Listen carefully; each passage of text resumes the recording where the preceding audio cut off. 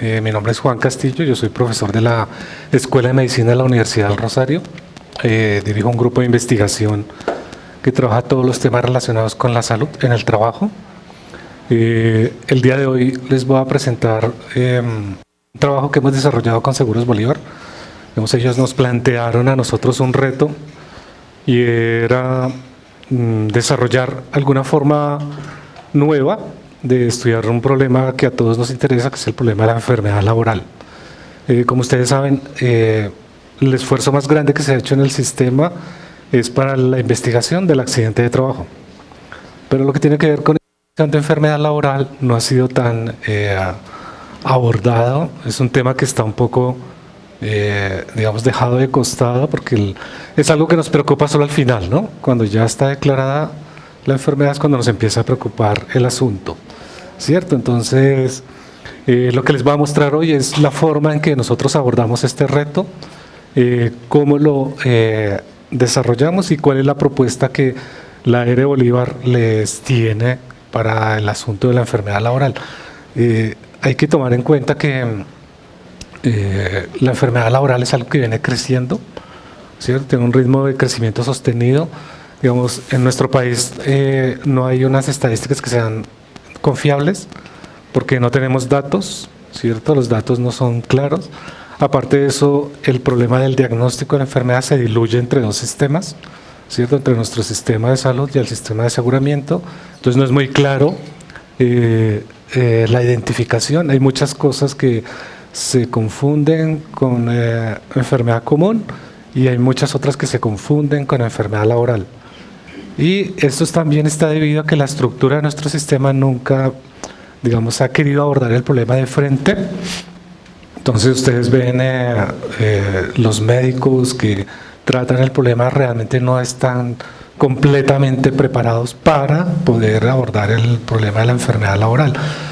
Tienen dificultades para reconocerlo, ¿no? Si nosotros mismos tenemos dificultades, ustedes pueden hacer el ejercicio con ustedes mismos. Si uno les pregunta cuántos de ustedes tienen su historia médica completa y tienen conocimiento exactamente de qué es lo que ha sucedido desde el momento que ustedes iniciaron su vida laboral al día de hoy, y uno se encuentra muchos vacíos.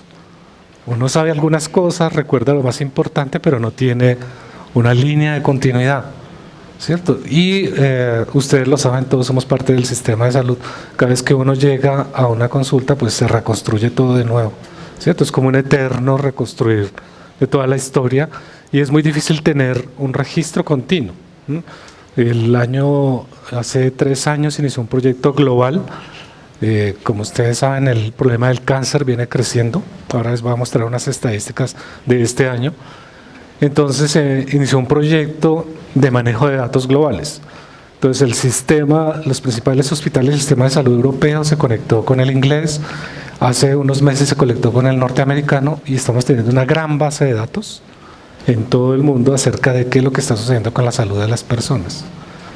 Nosotros estamos fuera, ¿cierto? Lo que es Latinoamérica y Centroamérica estamos fuera porque nuestros sistemas no tienen registros confiables. Algunos hospitales llevan más o menos una buena información, entonces esos hospitales van a ingresar el próximo año a esta gran red que va a crear un gran mapa de datos que va a permitir comprender muchas cosas. Hablando ahora, creo que se fue el sonido.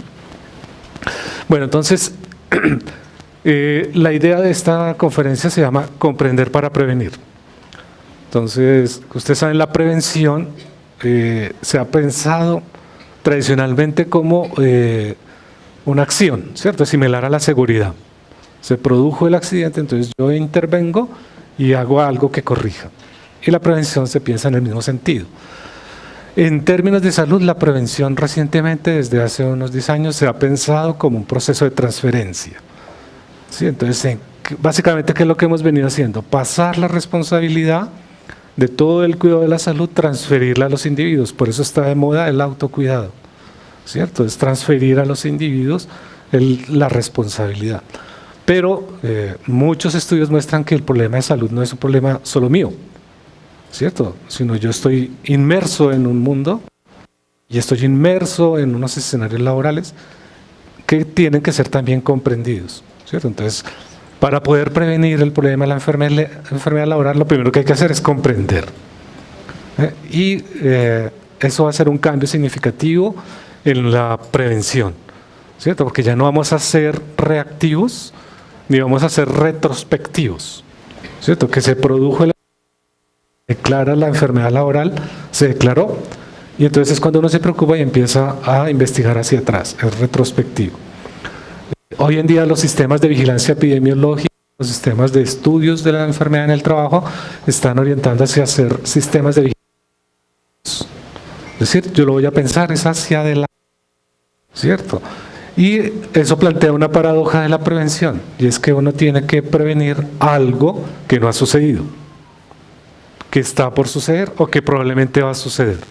Entonces eso cambia la perspectiva. Entonces esa fue la primera que nosotros tomamos en cuenta para poder desarrollar esta estrategia y este método para estudiar la enfermedad laboral. Entonces, de todo lo que vamos a tratar hoy aquí, se centra en esa idea, ¿cierto? Que para poder prevenir hay que comprender. Si yo no comprendo, voy a estar dando palos de ciego, y eso es muy fácil verificarlo, ¿cierto? Ustedes pueden tomar las estadísticas y ven la tasa de crecimiento de accidentalidad va al 20%, la tasa de crecimiento de la enfermedad laboral sigue muy cerca, ¿cierto? Y los países gastan miles y millones en prevención, pero las curvas ni siquiera ha llegado a estabilizarse. Uno esperaría que eso creció hasta un punto y se estabilizó y ya tenemos un número estable. Lo que uno encuentra es que cada año se declaran más casos, se califican más casos, hay más accidentes, más muertos, ¿cierto? Y entonces hay algo en el proceso de prevención que no está funcionando. Y eso es un problema no solo nuestro, sino en todo el mundo, ¿cierto? Hace 3 semanas fue el Congreso Mundial de Salud y Seguridad en Singapur, y la OIT presentó su estudio de 2016, cruzando 2 estudios. El costo de años perdidos de vida por enfermedad laboral y lo que significa eso para las empresas y los países, ¿cierto? Entonces, ya sabemos, por ejemplo, hasta hace todos nos preocupaba era el problema del ausentismo. El ausentismo es lo que afecta a las empresas. Eso no es cierto. Lo que hoy en día está al cual producción, y el 20% del PIB de los países es el presencialismo. Es ir a trabajar enfermo, ¿cierto? Todos ustedes van con gripa o con resfriado a trabajar, ¿cierto? Uno tiene laringitis y va a trabajar. Y eso tiene un mayor impacto porque las personas, cuando tienen una afección de salud, tienen una baja de productividad del 20 al 30% y tienen entre el 30 y el 40% de causar reprocesos o errores. Entonces ustedes piensen, por ejemplo, con el paro de pilotos, ¿cierto? Un piloto que va a trabajar enfermo, va a trabajar después de 4 o 5 turnos, tiene muchas dificultades para poder decidir claramente. Y eso pone en riesgo a todos los que van con él. Entonces piensen en una central eléctrica, en una empresa química, en cualquier lugar donde uno tenga responsabilidades, pues eso empieza a tener un impacto importante. En Estados Unidos, hoy en día, cuando se estima la relación costo-beneficio en las actividades de prevención, lo que más pesa es el presencialismo. Y el problema de prevención está orientándose hacia allá. Y eso es por una razón muy simple que todos ustedes también viven, y es que hasta hace unos 10 años el trabajo estaba restringido a la oficina, al sitio de trabajo. Después de que todos ustedes tienen teléfonos inteligentes, el trabajo se extendió a la vida completa. Entonces ya uno no trabaja, ¿cierto? 8 o 40 horas, sino trabaja todo el tiempo. Sí, está disponible todo el tiempo. Las personas están en función del trabajo todo el tiempo. Y eso tiene una razón clara, y es que el trabajo es central para todos nosotros. El trabajo es lo que le da sentido a la vida a las personas, ¿cierto? Entonces hoy en día nuestro problema más grave en prevención es la... Todos ustedes están implicados en el trabajo, ¿cierto? Todos, hace 10 años se hablaba de la adicción al trabajo. Ese es un concepto que ya se olvidó, porque ya sabemos que el trabajo se extendió a la vida de todos en todas las direcciones, alcanzó todos los espacios. Entonces, cuando ustedes empiezan a pensar en eso, entonces ya el problema de la enfermedad laboral se vuelve un problema mucho más complejo, porque el problema de la enfermedad laboral ya no está restringido, como decía Ramazzini, a mi interacción con el trabajo, sino el trabajo ya se extendió a toda la vida. Y como se extendió a toda la vida, entonces hay que comprenderlo en toda la dimensión. No se puede uno centrar en un solo punto. Ese es un aspecto. El segundo aspecto que hay que tomar en cuenta es que nosotros ya no estamos expuestos a una cosa, ¿cierto? Otra práctica que se hacía en prevención es, bueno, entonces aquí que hay ruido, baja iluminación, temperatura, y uno pensaba que era ese o esos factores, como se llamaba antes, ¿cierto? Los factores a los que estaba expuesto, y ese hacía prevención. Ahora ya no se habla de exposición, sino se habla de multiexposición o de micro-multiexposición, ¿cierto? Entonces hagamos un pequeño ejercicio, uno se levanta de su casa, ¿cierto? A las 5 o 6 de la mañana, prepara el desayuno, ¿cierto? Ahí está expuesto a unas ciertas cosas, todos en su casa tienen sustancias químicas, un alimento puede tener entre 20 y 50 sustancias que uno no conoce, todos ustedes usan teflón, ¿cierto? Porque es muy bueno para cocinar, pero ustedes saben que el teflón a 100 grados empieza a descomponer la cadena y uno eso lo come con los huevos y eso aloja en el organismo y el organismo lo encapsula. Luego salimos a la calle y está respirando uno más o menos, ¿cierto? Entre 100 y 500 sustancias, partículas diferentes suspendidas. Saben que en Medellín, por ejemplo, han hecho muchos estudios de contaminación y aquí en el aire uno encuentra cadmio, que son metales pesados, ¿cierto? Encuentra 3 o 4 metales pesados que todos respiran, asbesto hay, ¿cierto? En Escocia se hizo un estudio hace 4 años para comparar la exposición a sílice entre personas que tienen contacto, o sea, trabajan en una cementera o en algún tipo de eso, y personas que nunca han estado en contacto, o sea, viven en su casa, ¿cierto? La diferencia en la prevalencia fue 0, ¿cierto? Entonces, la misma posibilidad de estar expuesto a sílice si yo trabajo directamente, por ejemplo, en la construcción o si estoy en mi casa, ¿cierto? Entonces uno está expuesto a una cantidad de cosas y luego llega la empresa al trabajo, entonces en el trabajo uno está expuesto no solo a lo que le toca a uno directamente, sino por todos los espacios en los que uno va transcurriendo, ¿cierto? Entonces ustedes piensen, un trabajador que llega a una empresa, se cambia, ¿cierto? En un sitio, luego tiene que pasar por diferentes escenarios donde va teniendo cortas exposiciones.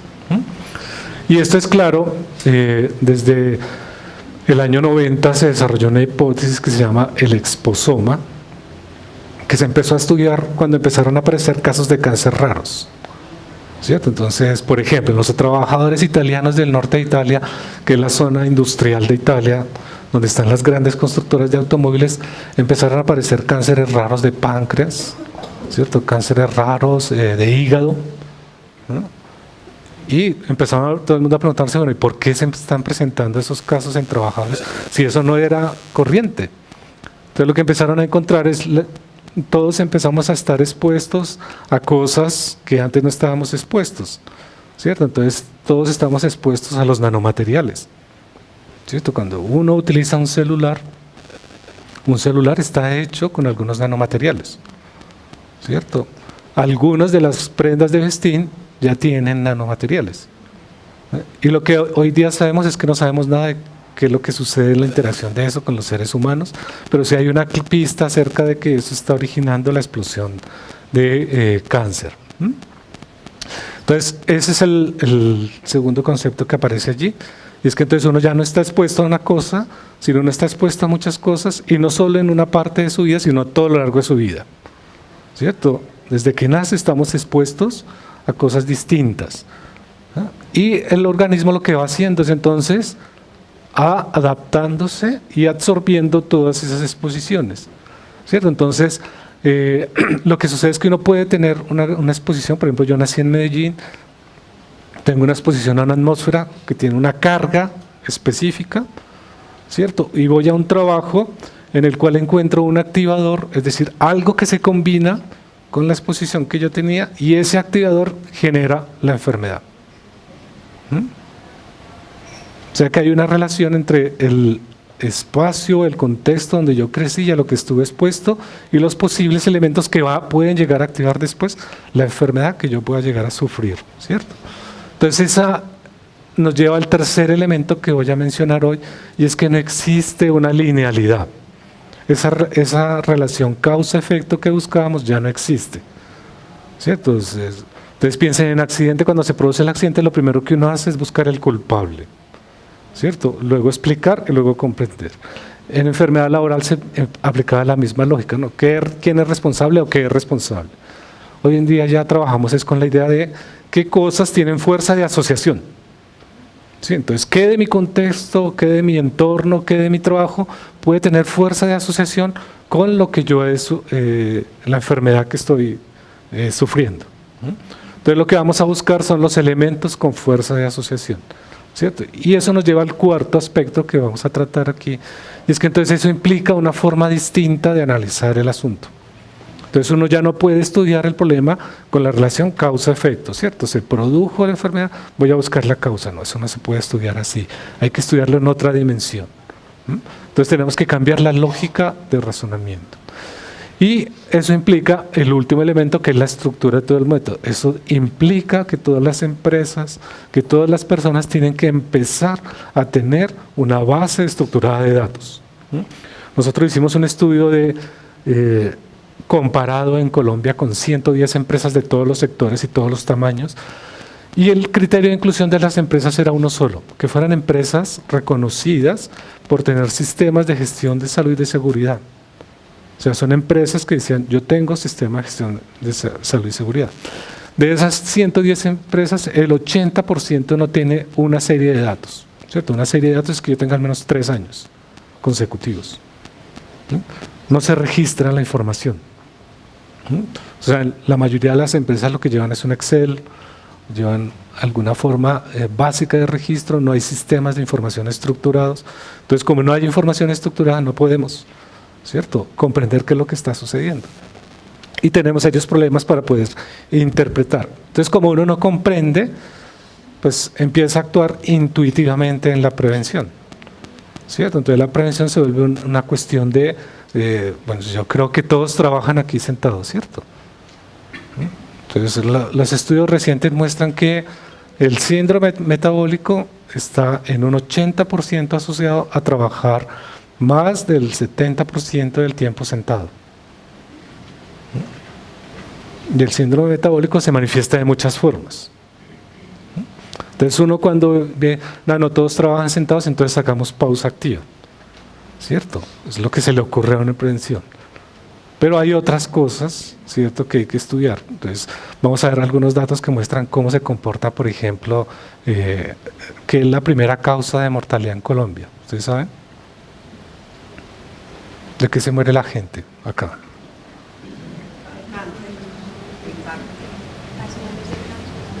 Lo que más afecta a todo el mundo es lo que tiene que ver con el sistema cardiovascular. Presión alta, ¿cierto? Triglicéridos. Eso es lo que más afecta, ¿cierto? Nosotros en el hospital de nuestra universidad tenemos jóvenes, ¿cierto?, de 22, 25 años con triglicéridos más altos que un adulto de 80 años. Tenemos jóvenes de 23 años con accidente cerebrovascular, cuando es una enfermedad que epidemiológicamente en el mundo se produce después de los 70 años.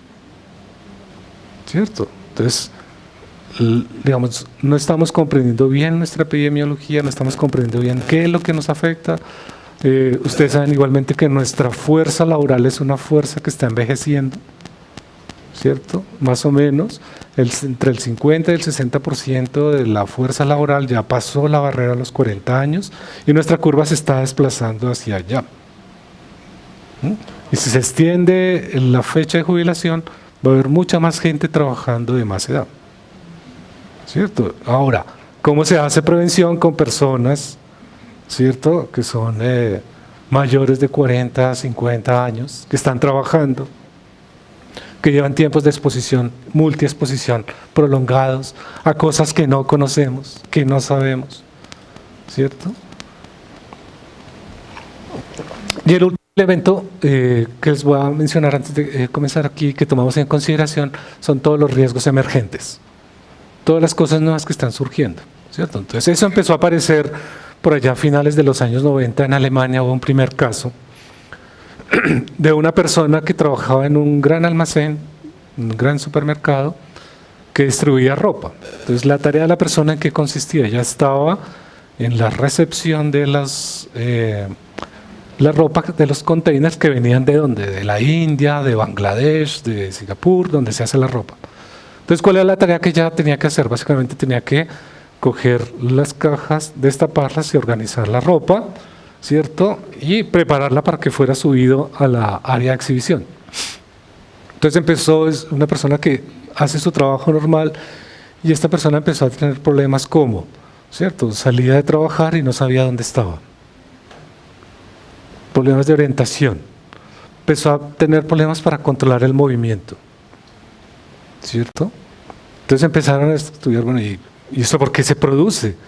Ella no está expuesta a nada, está en un sitio como este, con buena ventilación, buena iluminación.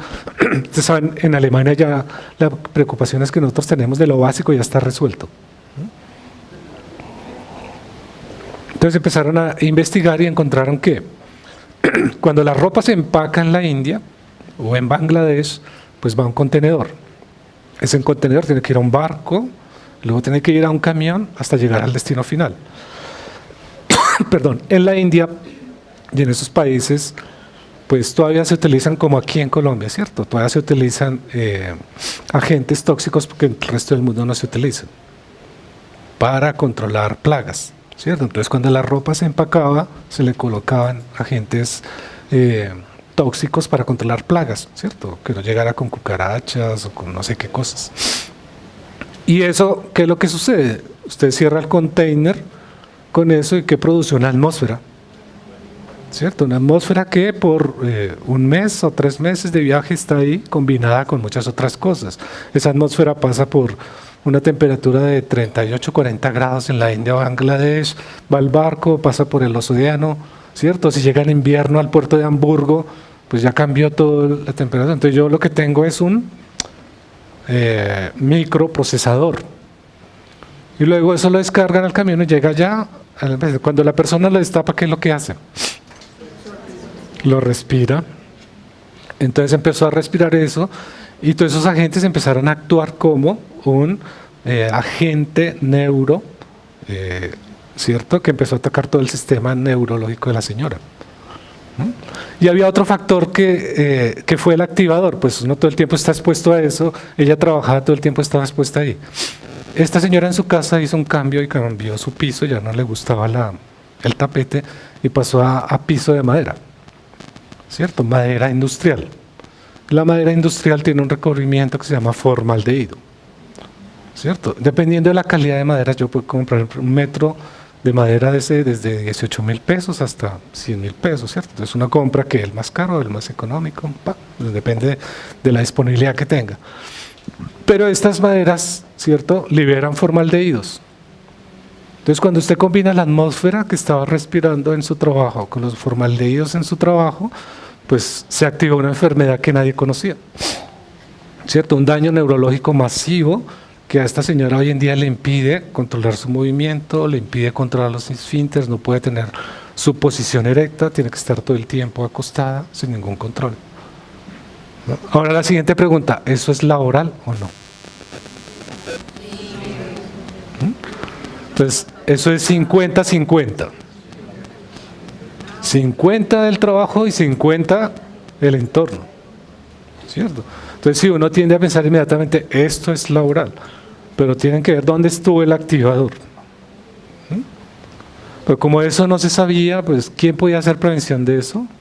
Solamente después de que eso sucedió, ya se empezó a controlar cómo es el paso del container al proceso de desempacado.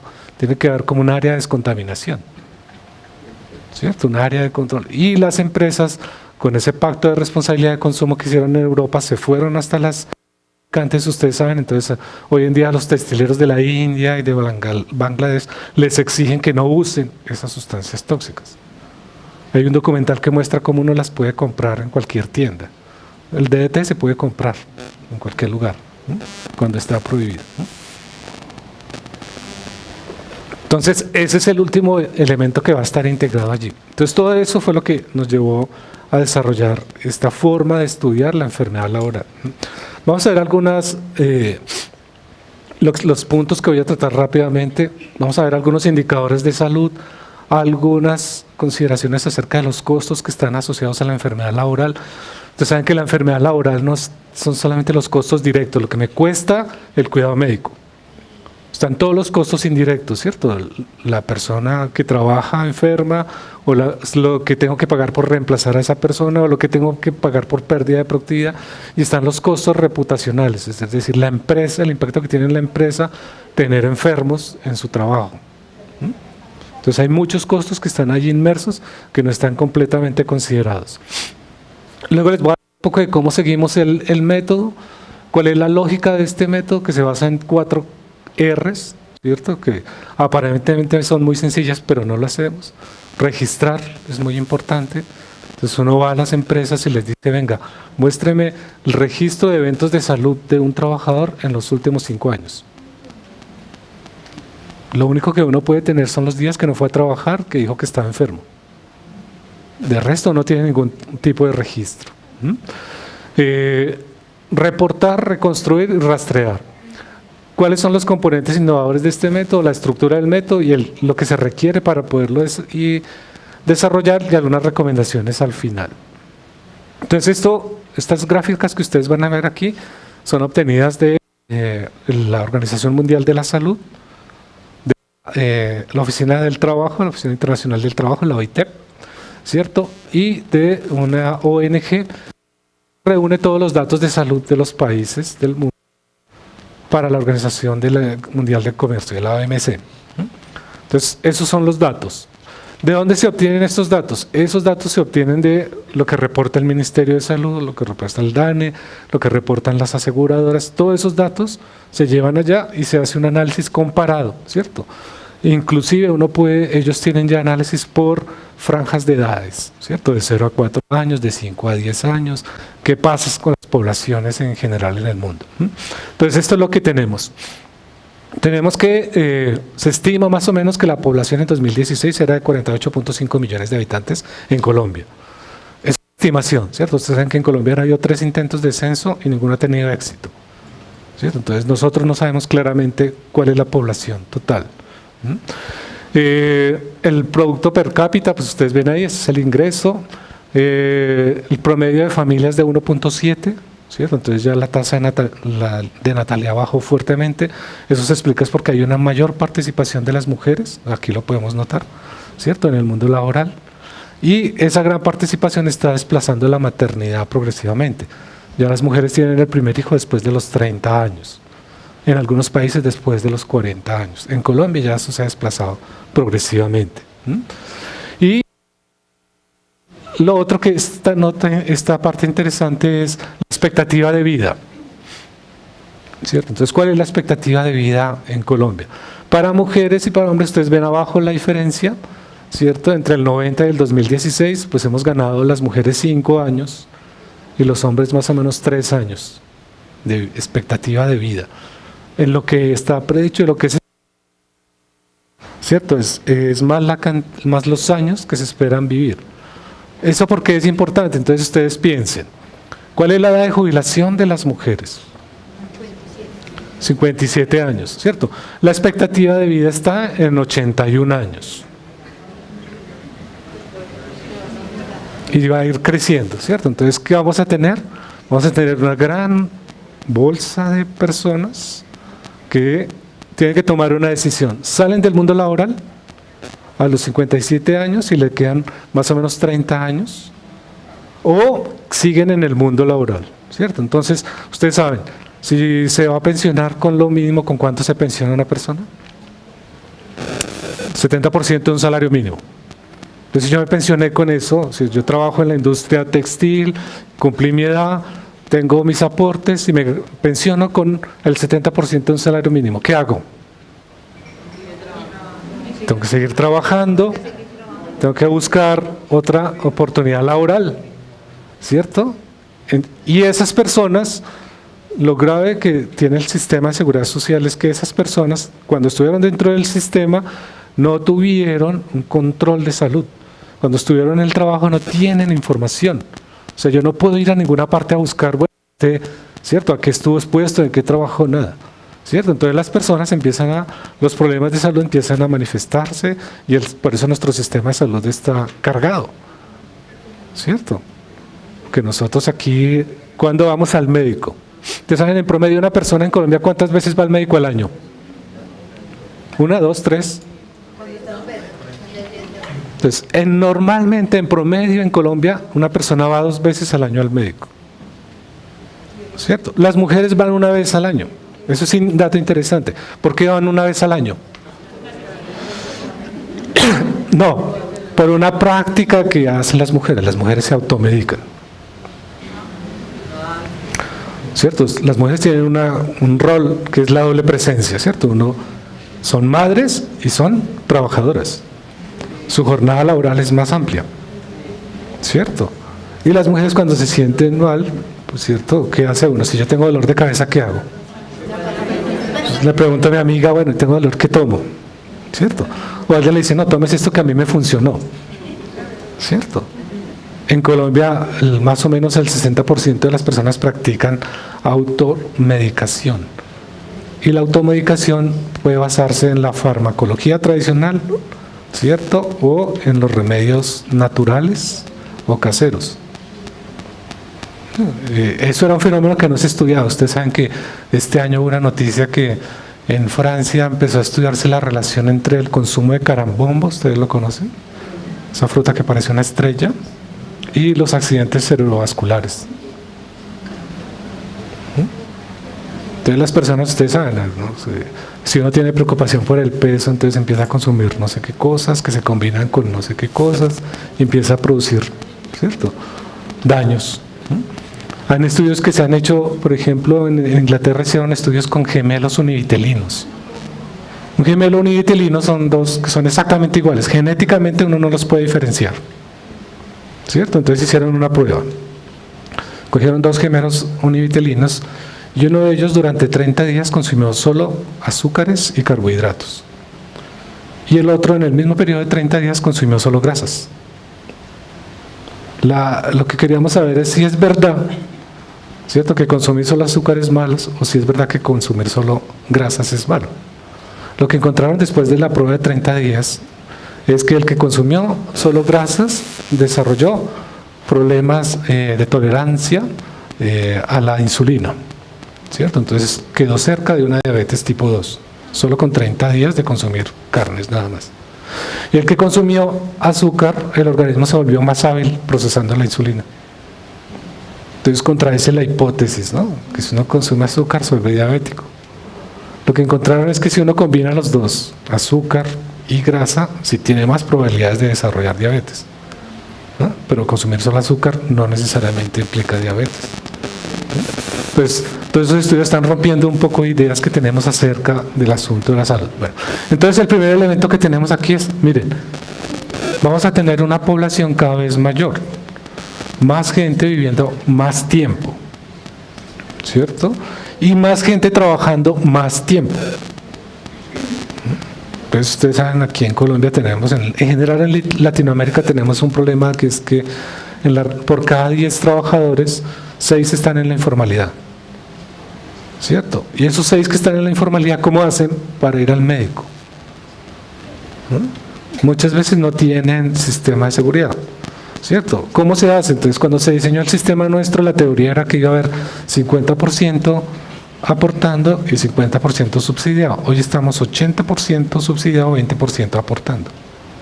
Con esto probablemente se desequilibre más la balanza. Y el problema para todo el mundo se vuelve más inmanejable. Entonces la primera consideración es la expectativa de vida.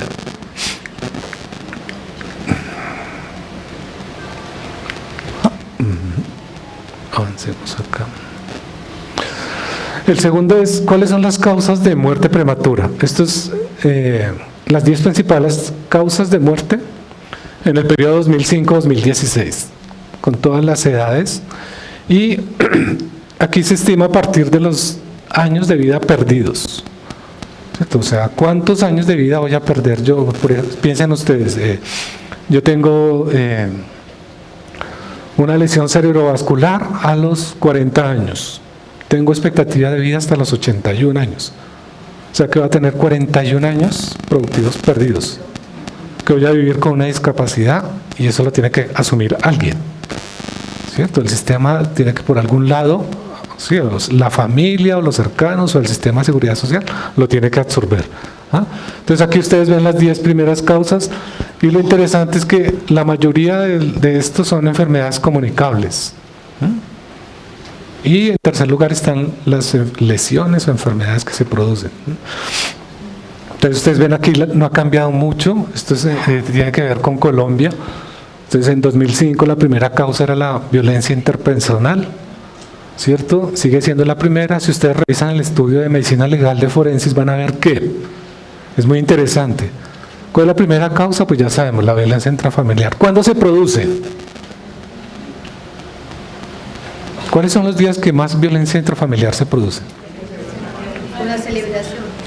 ¿Cierto? Entonces cuando uno mira los indicadores de medicina legal encuentra que la mayor cantidad de eventos se producen los fines de semana, viernes, sábado y domingo.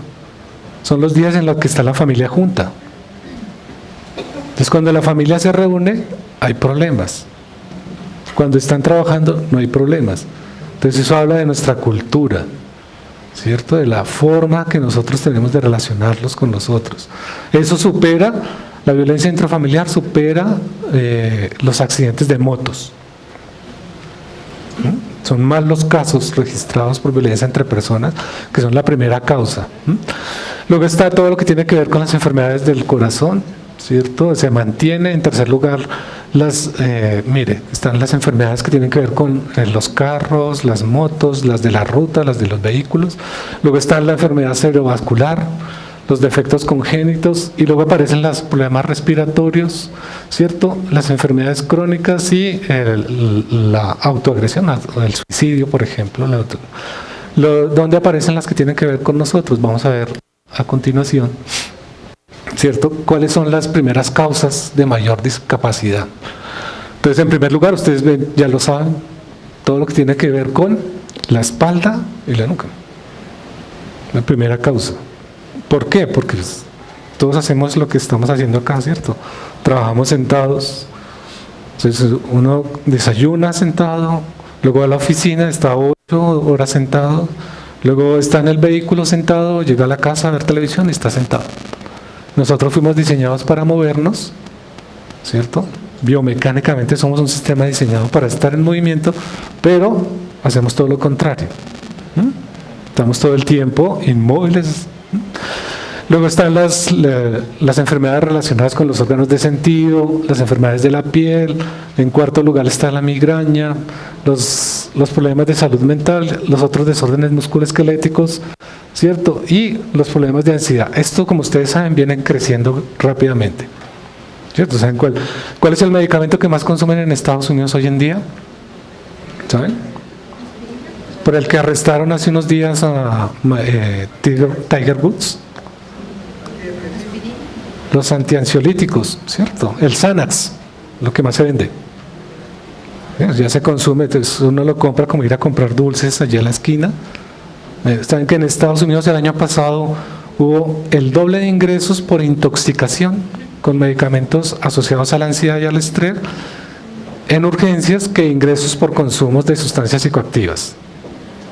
O sea, hay más gente que se intoxica con antidepresivos y ansiolíticos que los que se intoxican con opioides o cocaína. Entonces es un consumo masivo y esto está subiendo, ¿cierto? Entonces aquí tenemos, y esto se lo reconoce cuando piensan en prevención, ¿cierto? Entonces cuando uno piensa en prevención en Colombia, la primera causa son todos los desórdenes musculoesqueléticos. Luego empiezan a aparecer otros, ¿cierto? Tienen que ver los respiratorios, tienen que ver con los asuntos de la piel. En cuarto lugar están los relacionados con la audición. De cáncer no se habla en nuestro país, todavía. Luego está la combinación, ¿cierto? De los que tienen que ver con discapacidad y los que más causan muerte. Entonces ustedes ven ahí en primer lugar todo lo que tiene que ver con la presión arterial, ¿cierto? Todo lo que tiene que ver con los sistemas de circulación, el consumo de drogas y alcohol. En tercer lugar, algo que ya sabemos, el cambio de la alimentación está produciendo grandes problemas con el sobrepeso, ¿cierto? La obesidad, etcétera. Y todos los riesgos de la dieta, entonces ya cambiamos, ¿cierto? O sea, ya en este país hay que empezar a hacer campañas como en Estados Unidos para que la gente un día a la semana se siente en su casa a comer en familia, ¿cierto? Porque todo el mundo lo que hace hoy en día es el fin de semana al centro comercial, a la comida industrial. En Colombia cada vez los supermercados reportan más venta de procesos de alimentos procesados industrialmente, ¿cierto? La gente compra menos cosas naturales y más cosas procesadas industrialmente. Uno puede hacer un inventario en su casa de cuántas cosas industriales tiene y cuántas no. Ese cambio de dieta pues está afectando a todas las personas. Y bueno, aparece luego el tabaco y la elevación del alcohol. Y bien que en último lugar aparecen los riesgos ocupacionales. Entonces cuando uno empieza a pensar en enfermedad laboral, pues hay muchas cosas antes que están afectando la salud de las personas que es lo que tiene que ver específicamente con el trabajo. Eso no quiere decir que no exista. Lo que quiere decir es que hay cosas que se están combinando, ¿cierto? La forma como viven las personas, la forma como cuidan su salud y la forma en que trabajan se está combinando para producir nuevas formas, ¿cierto? Nuevas enfermedades. Ustedes ya saben que ahora está el síndrome del pulgar, ¿cierto? Porque todo el tiempo estamos haciendo esto del celular. Está el síndrome de C7, la cervical, porque todo el tiempo estamos así, ¿cierto? Entonces son nuevas cosas que están apareciendo que antes, por las prácticas sociales, antes no existían. Esto es lo que mostró la OSHA hace 3 semanas en Singapur, como la distribución de las primeras enfermedades y lesiones relacionadas con el trabajo que resultan en muerte y en días de trabajo de años perdidos por discapacidad. Entonces ahí ustedes ven 52% cáncer, ¿cierto? Luego está las que tienen que ver con el sistema circulatorio, luego las lesiones y luego otros. Y todos los días, los años de discapacidad perdidos con el trabajo, entonces ustedes ven ahí, sigue apareciendo el cáncer en primer lugar, luego están los desórdenes musculoesqueléticos, luego están las que tienen que ver con el sistema circulatorio, las lesiones y otros. Entonces esto en todo el mundo ya disparó las alarmas, ¿cierto? Y es que se está empezando a producir un disparo cada vez mayor y un número de casos mayor reportados de diferentes tipos de cánceres, ¿cierto? Ya no solamente son los cánceres relacionados con el sistema, el aparato digestivo, los linfomas, sino empiezan a aparecer otras formas de cáncer raro, como les mencionaba al comienzo, ¿cierto? Entonces, el problema es que nuestro sistema no registra eso, ¿cierto? Saben, en Colombia es muy difícil, el cáncer se diagnostica ya en las etapas terminales. Está demostrado por indicadores de salud que el 80% de los casos de cáncer de personas que fueron afectadas por cáncer en Colombia pudieron haber sobrevivido si hubieran sido diagnosticados a tiempo. Pero como no se diagnostica a tiempo, las personas ya llegan en estados que son difíciles de controlar o intervenir, ¿cierto? Y aparte de eso hay un gran desconocimiento. No conocemos mucho acerca de eso, y tanto es así que ustedes pueden mirar los datos de Fasecolda o de las ARLs sobre esto y van a ver que esto no registra. Ni siquiera en trabajadores que uno diría, bueno, los mineros de socavón que están todo el tiempo allá deberían al menos aparecer un caso de cáncer relacionado con el sistema respiratorio. No está, ¿cierto? Entonces, eso quiere decir, o somos un país excepcional, con una genética extraordinaria, o hay un problema de registro, o un problema de conocimiento, ¿cierto? Que no sabemos qué está sucediendo. Entonces, en esa reunión lo que se definió es que todas las campañas se van a enfilar en esta dirección. Ustedes van a empezar a escuchar a partir de este año y del próximo los compromisos que han adquirido las naciones con la Oficina Internacional del Trabajo, en los acuerdos que firman todos los países, es empezar a reforzar el estudio y el manejo de esto, ¿cierto? Porque el cáncer se está expandiendo muy rápidamente en trabajadores y el problema es que eso, ustedes saben, eso no es como que le dio a uno gripa, ¿cierto? Que tiene una curva rápida. Tengo el síntoma y ya se manifestó y luego pues, desapareció. Sino eso, el cáncer se parece mucho a los desórdenes musculoesqueléticos en que no tienen una línea continua de agravamiento, ¿cierto? No crecen linealmente, ¿cierto? Un desorden musculoesquelético se manifiesta, ¿cierto? Luego desaparece por un tiempo, luego vuelve y se manifiesta con un pico más alto, desaparece. El cáncer también tiene señales así, ¿cierto? Aparece, luego desaparece, y cuando ya se manifiesta, ¿cierto? La curva, digamos, cuando se agrava la curva ya es difícil hacer cualquier cosa, ¿cierto? Entonces, y como nosotros, que es lo que yo con lo que me comenzaba hablando, como nosotros hacemos prevenciones cuando ya el evento se produjo, entonces tenemos que esperar a que se produzca, y cuando se produzca ya no vamos a tener tiempo de reaccionar, ¿cierto? Y si no tenemos tiempo de reaccionar, pues el impacto va a ser grandísimo. Entonces, esto es lo que le está diciendo al mundo, la OIT, lo que le dijo al mundo en el Congreso Mundial de Prevención, a toda la gente le digo, oiga, miren, hay que cambiar la forma de hacer prevención. Hay que pasarnos hoy en día, tenemos todas las posibilidades para hacer registro, tener datos. Hay que tener datos y empezar a estudiarlos, ¿cierto? La prevención casi que va a cambiar de que había antes los prevencionistas, lo que hacían era ir a campo, registrar y empezar a identificar formas, ¿cierto? Hoy en día una parte de los prevencionistas tienen que dedicarse, tienen que saber procesar y manejar datos, analizar datos, ¿cierto? Nosotros ahorita estamos trabajando en un modelo que nos permite, ya desarrollamos un software que predice el comportamiento de indicadores de accidentalidad en empresas, pero solamente lo predice con la condición de que usted tenga series de datos. Si usted tiene series de datos, el software le ayuda a predecir cuál será el número de eventos que va a tener y de qué naturaleza. En exposición también estamos haciendo eso, estamos desarrollando un modelo que permite predecir, ¿cierto? Si yo estoy expuesto a qué cosas y de acuerdo a mis características puedo predecir qué le puede suceder a esta persona y así puedo actuar. ¿Qué quiere decir tal?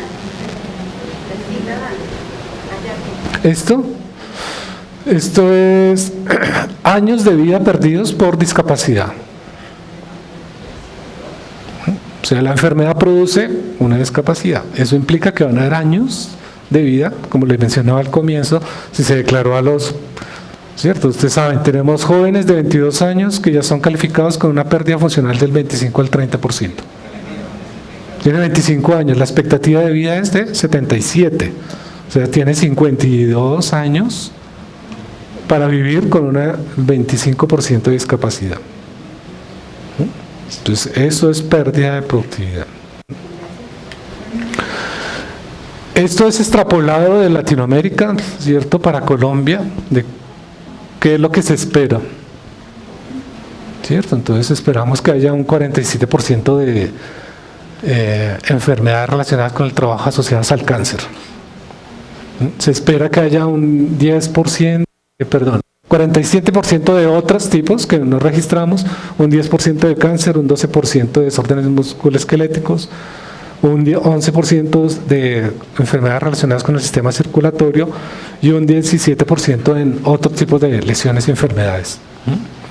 Lo que sí es interesante es que ellos dicen, mire, esto está creciendo en estos países, a pesar de que no hay suficientes datos, sabemos que eso va a crecer y va a estar progresivamente creciendo y va a manifestarse en muchos sectores. Bueno, entonces, esto es un estudio desarrollado por unos profesores de la Universidad Nacional que le dicen a uno, bueno, ¿y eso cuánto cuesta? ¿Cierto? Esto es en un sector específico, eso no es expandible a todo el sector de la economía. Entonces, lo hicieron con un solo síndrome, el síndrome del túnel del carpo. ¿Por qué es interesante el síndrome del túnel del carpo? Porque ustedes saben que en Estados Unidos, en el momento en que se manifiesta el primer síntoma, hasta el momento que se diagnostica la enfermedad, pueden pasar entre 10 y 20 consultas al médico. La persona tiene que ir entre 10 y 20 veces al médico para llegar al diagnóstico.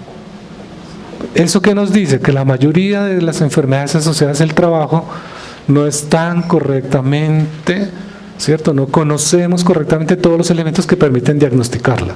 Son muy difusos, ¿cierto? Sí, nosotros hicimos un estudio en más o menos 150 empresas, tomamos 2.000 trabajadores, de esos 2.000 trabajadores analizamos los registros de diagnósticos realizados y encontramos, por ejemplo, solo para el síndrome del túnel del carpo, 10 denominaciones distintas que registran los médicos, ¿cierto? No usan el código 610, sino registran toda clase de cosas distintas, ¿cierto? Eso causa confusión. Cuando uno va a hacer análisis epidemiológicos no puede porque el síndrome del túnel del carpo tiene 5 o 10 denominaciones distintas. Ustedes saben, el dolor de espalda baja, lumbago inespecífico, enfermedad del lunes, ¿cierto? Tiene diferentes denominaciones distintas. Entonces aquí hicieron hicieron la tarea de coger eso, pasarlo al código 610, luego mirar cuál es el número de casos. ¿Eso cuánto costaría en pesos colombianos? Tengan en cuenta que esto es del 2013, hay que hacer la corrección monetaria 2017. ¿Y cuánto es el costo promedio en Colombia? Entonces, ¿cuánto cuesta todo el proceso de diagnosticar una discopatía? 1.200.000 y pico. Esos son los costos directos. Costos directos. Ahí no están cuáles son los costos indirectos, los ocultos y los reputacionales, no lo sabemos. ¿Cierto? Esto es una persona con discopatía que implica en una empresa y trabaja con una discopatía. Nosotros hicimos también un estudio sobre dolor crónico y encontramos una trabajadora que consumía 30 medicamentos diarios para controlar el dolor y poder trabajar, y trabajaba con dolor, pero medicada todo el tiempo. Igual hicieron el análisis para las otras, entonces estos datos, pues vuelvo y les digo, eso está para un sector, ¿cierto? Yo lo traigo porque muestra, bueno, hay un esfuerzo por eso, pero nosotros no sabemos exactamente cuánto cuesta eso, cuánto le cuesta al país. Sabemos que en Estados Unidos se han hecho estudios y la estimamos que cuesta $70 billones al año, las enfermedades asociadas al trabajo, directas, costos directos de aseguramiento. Y esta es la estimación de costos por enfermedad laboral en 2011, en un estudio similar. Miren la prevalencia, ¿cierto? El síndrome del túnel del carpo el 40%, luego el síndrome del manguito, el trastorno del disco intervertebral, y esto es el costo estimado. Esto es un costo optimista. ¿Cuánto nos cuestan esos 3.000 casos? 950 millones de pesos. ¿Cuánto nos cuestan esos 500 y pico de casos de síndrome del manguito rotador? 387 millones. Si ustedes empiezan a sumar, las sumas son fabulosas de lo que cuesta. ¿De dónde sale eso? Todo eso que hay que pagar. Estos son costos directos, ¿no? Ahora trasládelo a la productividad. ¿Cuánto cuesta eso en productividad? ¿Y cuánto le cuesta a las personas? Estas personas que después de que cuesta todo esto, las personas van a quedar, si tengo un síndrome del túnel del carpo y me hacen la cirugía, ¿cierto? Ya quedo con una deficiencia que me hace perder productividad y que causa problemas, ¿cierto? A las personas. Entonces, estos son cálculos optimistas, ¿cierto? De cuánto cuesta el país. Todavía en el país no hay un estudio serio que diga, ¿cierto? ¿Cuánto le cuesta al país un enfermo, una persona que se enferma por algo asociado al trabajo? ¿Cuánto le cuesta al sistema de salud? ¿Cuánto le cuesta al sistema de aseguramiento? ¿Cuánto le cuesta a la persona misma? Eso no lo tenemos claro todavía. Entonces, esa es la primera preocupación que lleva a desarrollar este método. Entonces, ese fue el reto que nos planteamos. Tomando todos estos datos, hay que desarrollar algo que le permita a ustedes, ¿cierto? Y a las empresas empezar a sistematizar esto y a comprender para poder prevenir. Entonces nosotros hicimos esto en seis etapas. La primera fue que para poder investigar la enfermedad laboral hay que identificar qué es lo que la activa, qué activa una enfermedad laboral en el trabajo, ¿cierto? Entonces eso implica hacer un ejercicio de comprensión. Lo primero que nosotros hicimos con Bolívar fue identificar en Seguros Bolívar cuáles son las 10 primeras causas de enfermedad laboral, qué es lo que ellos califican, qué es lo que se reporta. y luego empezar a identificar de esas 10 primeras, en esa lista de las 10 primeras, a qué estaban asociadas, a qué sectores económicos, a qué tipo de actividades, etcétera. Luego, lo segundo que hay que saber es cuál es el estado de salud de la empresa. Entonces, ya no se habla del estado de salud del trabajador, sino del estado de salud de la empresa, de todos los trabajadores de la empresa. El estado de la salud de la empresa implica saber, bueno, ¿y qué es lo que genera la empresa como activador que puede afectar la salud de las personas? ¿Cierto? Entonces piensen ustedes, por ejemplo, si no hay una política de control regular de los horarios, ¿cierto? Eso puede ser un activador, ¿cierto? Si no se han hecho controles en lo básico, ¿cierto? La salud básica de la empresa, que es tener condiciones de saneamiento básico de empresa. Entonces, ¿cuál es el saneamiento básico de la empresa? Pues tener condiciones climáticas apropiadas, tener condiciones físicas apropiadas. Si el saneamiento básico de la empresa no está asegurado, pues la condición de salud de la empresa no está asegurada, ¿no? Eso lo tiene que entender la empresa. La empresa puede tener en sí los riesgos asociados, ¿cierto? Inmersos en su propio procedimiento.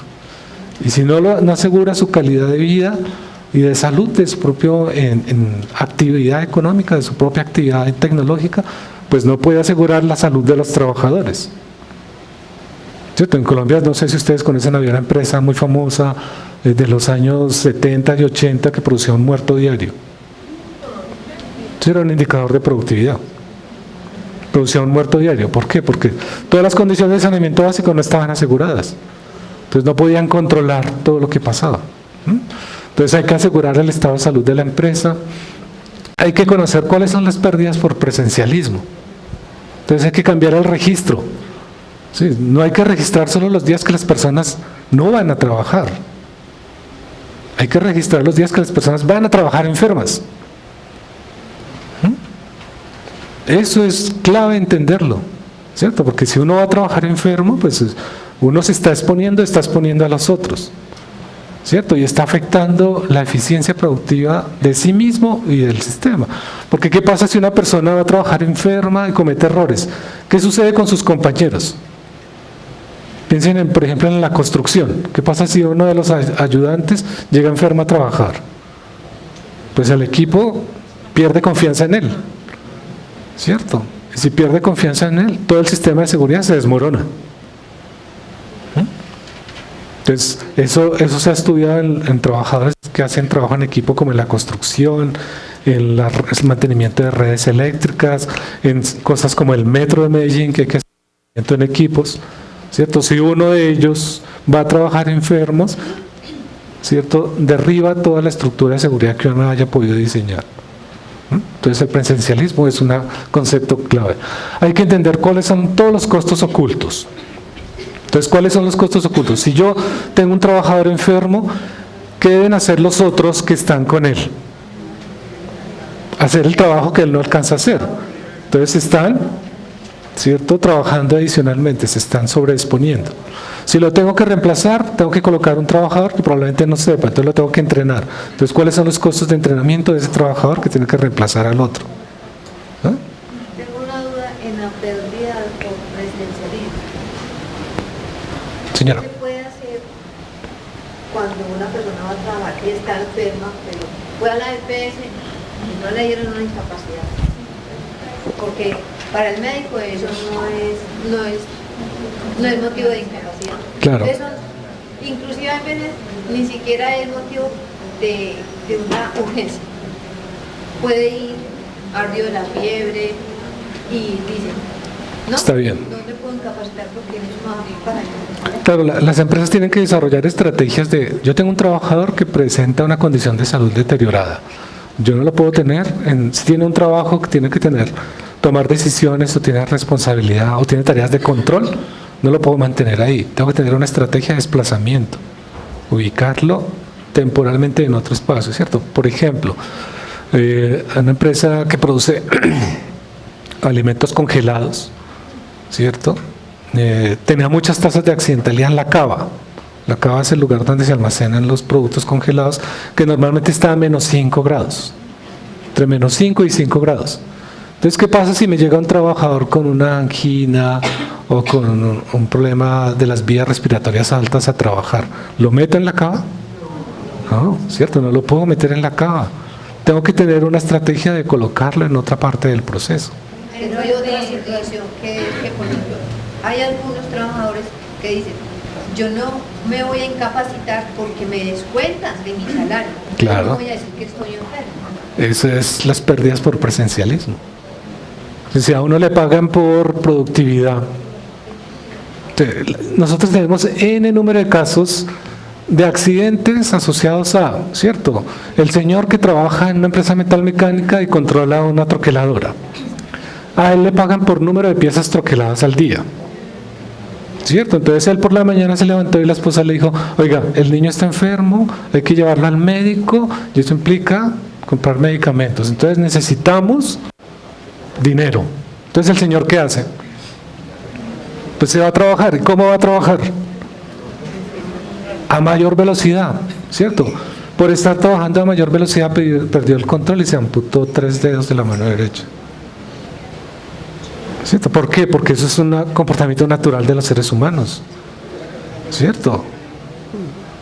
La urgencia manifiesta de lo que necesita la familia condiciona la forma de trabajar de la persona, ¿cierto? Entonces, si yo tengo que pagar la universidad de mi hijo, o el colegio, o no sé, tengo que pagar la cuota de la casa, pues no puedo dejar de ir a trabajar, ¿cierto? Entonces, las empresas sí tienen que tener una estrategia responsable de manejo de eso, las empresas lo saben, ¿cierto? Entonces, claramente lo saben. Entonces, el concepto de prevención cambia. ¿De qué me sirve a mí sentar a un grupo de trabajadores aquí en una sala de estas y hablarles sobre la salud mental y el control del estrés? Cuando las urgencias de la vida y las urgencias organizacionales van en sentidos contrarios, ¿cierto? Pues no tiene ningún éxito, ninguna eficiencia. Entonces la prevención está en hacer que las cosas coincidan de alguna forma. Entonces hablábamos de los costos ocultos. El quinto elemento es el problema de reputación y de mercadeo. Entonces ustedes saben, si yo quiero exportar a Europa, pues la primera condición que me va a exigir cuando ingresemos a la OCDE, ¿cierto? Es que yo tengo que tener un sistema de aseguramiento de la calidad en el trabajo. Y ese sistema de aseguramiento, ustedes saben, la nueva ISO 9000 incluye que hay que tener un programa de ergonomía y un programa de salud que aseguren las condiciones mínimas del saneamiento básico de la empresa, de las personas. Si no tiene eso, no puede exportar. Entonces son empresas que no aseguran. Ustedes miren el problema que tienen las bananeras nuestras para exportar, ¿cierto? Cuando viene la inspección de la Comunidad Europea, pues ellos no van a mirar si el banano tiene problemas fitosanitarios. Lo primero que empiezan a mirar, bueno, y los trabajadores, tienen los elementos de protección, tienen el sistema de seguridad, hay un sistema de salud, ¿cierto? Las condiciones mínimas del trabajador están aseguradas, si no, pues no pueden exportar, listo.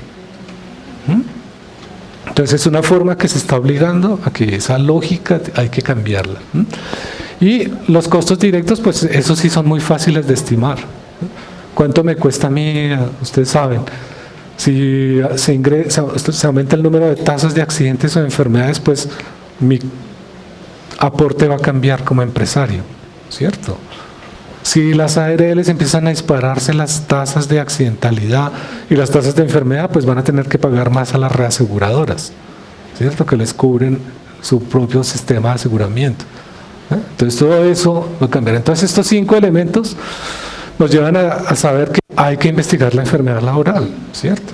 No solo hay que registrarla, ¿cierto? Lo que nosotros hacemos hoy en día es registrar, como en la lista de mercado, ¿no?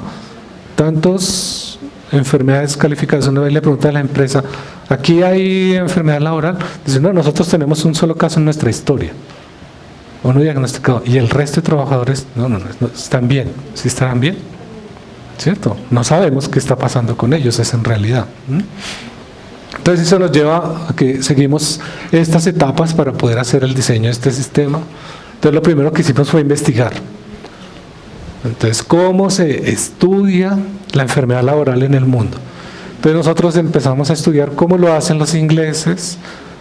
Escogimos 6 sistemas de salud que tienen como característica ser los sistemas más eficientes en el mundo. Entonces, en primer lugar está el sistema inglés, luego está lo que hacen los canadienses, lo que hacen en Australia, lo que hacen en Europa, ¿sí? Lo que hace Estados Unidos, y en Latinoamérica lo que hace Brasil. Y empezamos a mirar esos 6 sistemas a ver qué hacen. En todos los casos que encontramos es que se hace registro y reporte, ¿cierto? Es decir, yo inventareo, hago el inventario, registro y luego reporto al sistema. Y ahí termina todo. Lo que encontramos es que aquí es necesario hacer unas tareas de coanálisis, ¿cierto? Es decir, la enfermedad laboral hay que estudiarla con el trabajador, con la participación de la empresa y con la participación del sistema de salud. Luego nosotros hicimos un análisis de qué son los datos que se requieren para poder estudiar la enfermedad laboral. Si yo voy a estudiar una enfermedad laboral, ¿qué necesito saber? ¿Qué datos son los que requiero? ¿Qué voy a registrar? Entonces aquí encontramos que es muy importante conocer los hechos. Entonces, ¿cuáles son los hechos de salud de la persona? ¿Cuáles son los hechos de trabajo de la persona? ¿Cuáles son los hechos de productividad? Luego hicimos, bueno, ¿y esto cómo se analiza?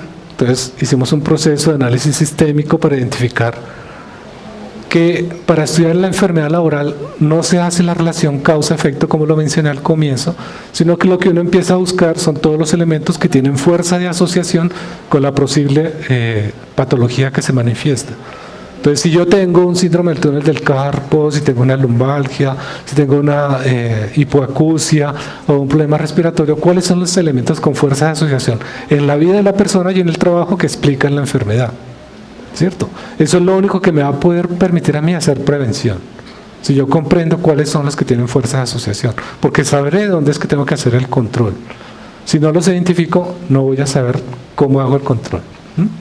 Y para eso desarrollamos, tomamos un concepto de la genética, y es que en genética, para poder estudiar en los genes que se asocian a ciertas patologías, se utiliza un concepto que se llama interactoma. Es decir, cómo interactúan todos los elementos, ¿cierto? Cómo se relacionan, y de acuerdo al número de interacciones se puede identificar la fuerza de asociación. Entonces, así es como se identifica cuál es el gen que se asocia a tal tipo de enfermedad. Porque por fuerza de interacción con los otros se explica lo que se produce. Entonces, esa misma lógica la trasladamos al estudio de la enfermedad laboral. Y el último aspecto es tratar la complejidad. Entonces, sabemos que una enfermedad laboral es multicausal, es multifactorial, hay muchos elementos en juego, entonces hay que tratarlo como un sistema complejo. No es una simple relación causa-efecto, ¿cierto? Sino son muchos elementos que se combinan de diferente manera, ¿cierto? ¿Y esto por qué se explica? Que ustedes pueden tener 10 digitadoras que están en su puesto de trabajo de 80 centímetros, que digitan formularios durante todo el día y que hacen 25.000 golpes de tecla al día, y de esas 10 solamente una desarrolla síndrome del túnel del carpo y las otras 9 no, ¿cierto? Entonces la pregunta es, bueno, entonces ¿por qué ella sí y por qué los otros no? Entonces la siguiente pregunta que hacen, bueno, ¿y usted qué hace en la casa? ¿Lava ropa? Entonces uno empieza a buscar la causa afuera, digamos, la relación de fuerza de asociación está en la persona y en el entorno en el que está trabajando, ¿cierto? Entonces, por eso aquí hablábamos del concepto de esposoma, es decir, ¿a qué ha estado expuesto a lo largo de su vida? No sé si aquí alguno de ustedes trabajó con máquina de escribir mecánica. ¿Alguien trabajó con máquina de escribir eléctrica?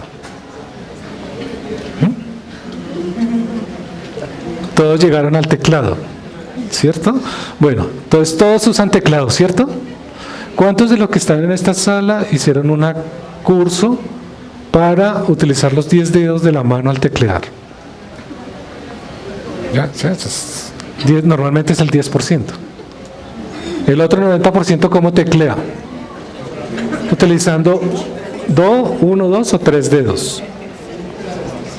¿Cierto? Entonces, biomecánicamente, ¿qué es lo que uno está haciendo? ¿Cierto? Entonces, ¿dónde está la fuerza de asociación al síndrome del túnel del carpo? ¿Cierto? Que la persona no tiene el entrenamiento para usar simétricamente todos, ¿cierto? Sino usa dos. Entonces, eso es lo que hay que empezar a buscar aquí al tratar la complejidad. Entonces, seguimos esas etapas Además de eso, el proceso se desarrolló en varios momentos. Entonces hubo un primer momento de identificar qué era lo que había que registrar y hubo 3 procesos de validación con expertos como ustedes, ¿cierto?, que interactuaron con el método y empezaron a comprender cómo usarlo. Digamos que la parte que más nos cuesta a nosotros son esta y esta, ¿cierto? ¿Por qué nos cuesta el coanálisis?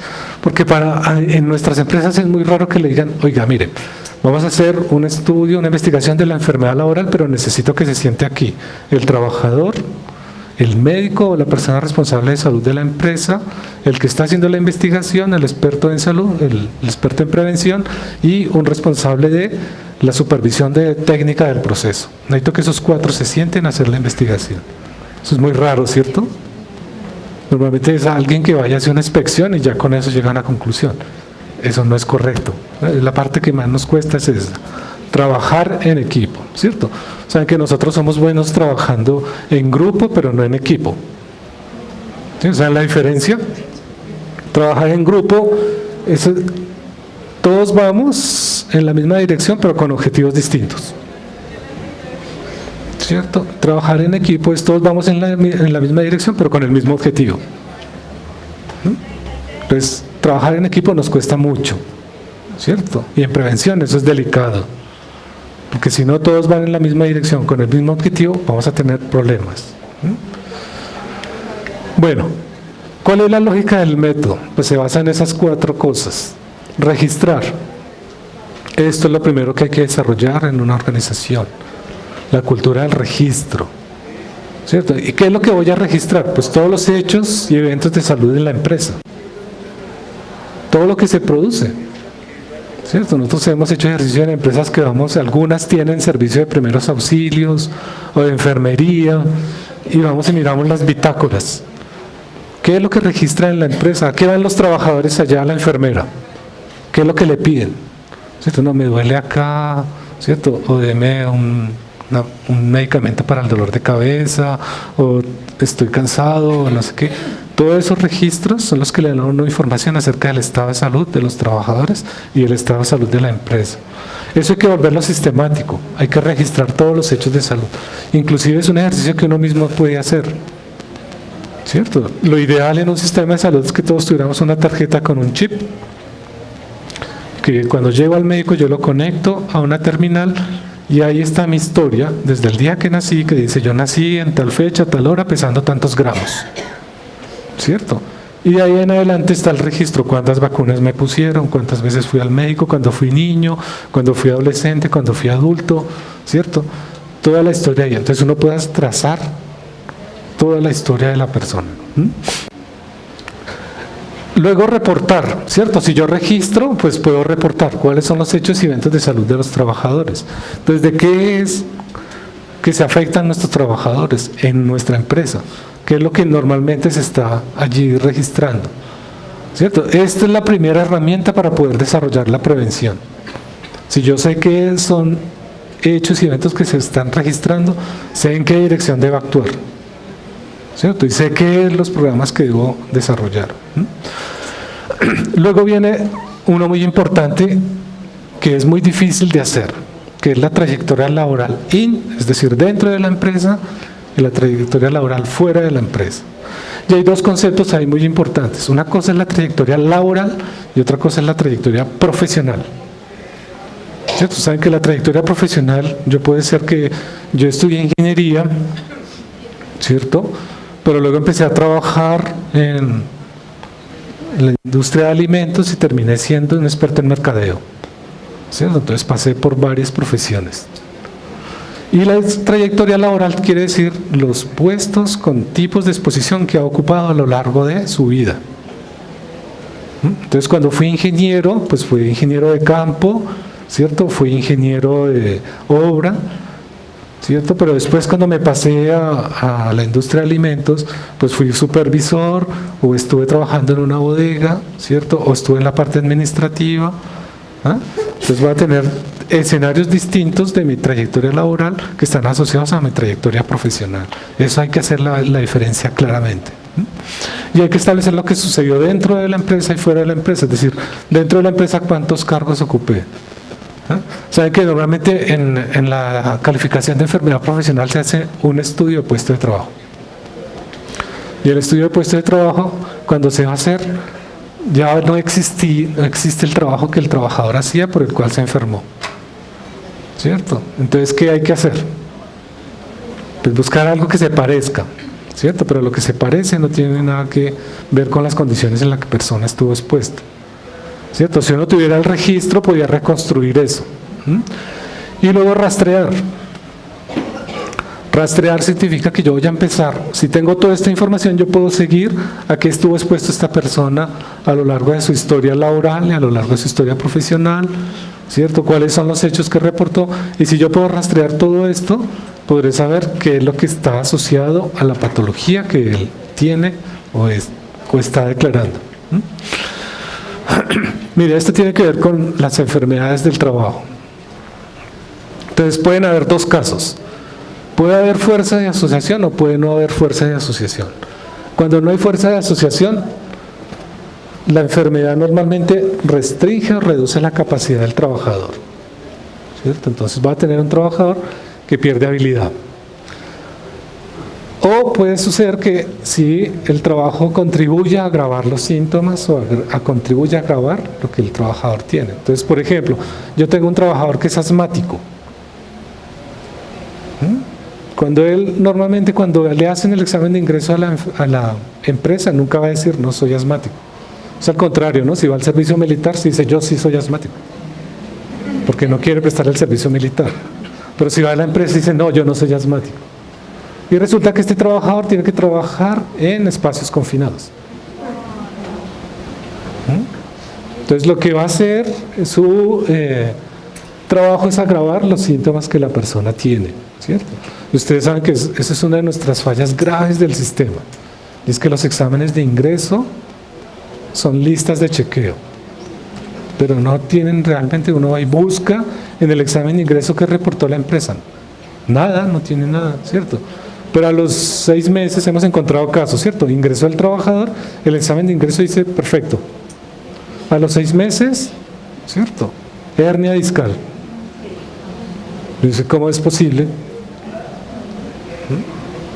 Entonces, el examen de ingreso está siendo un problema gravísimo para tener información. Eso hay que reformarlo, hay que mejorarlo, hay que desarrollar un sistema más preciso de evaluación. Cuando hay fuerza de asociación, pues uno establece que la enfermedad está originada por el trabajo.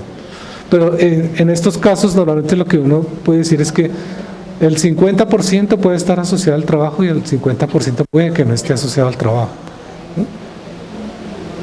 El trabajo mismo puede contribuir en un 50% a que se produzca una enfermedad, pero hay otros elementos que pueden contribuir. Y entonces hacer la investigación de enfermedad laboral es buscar los dos elementos, ¿cierto? Los dos que contribuyen a la producción de la enfermedad laboral.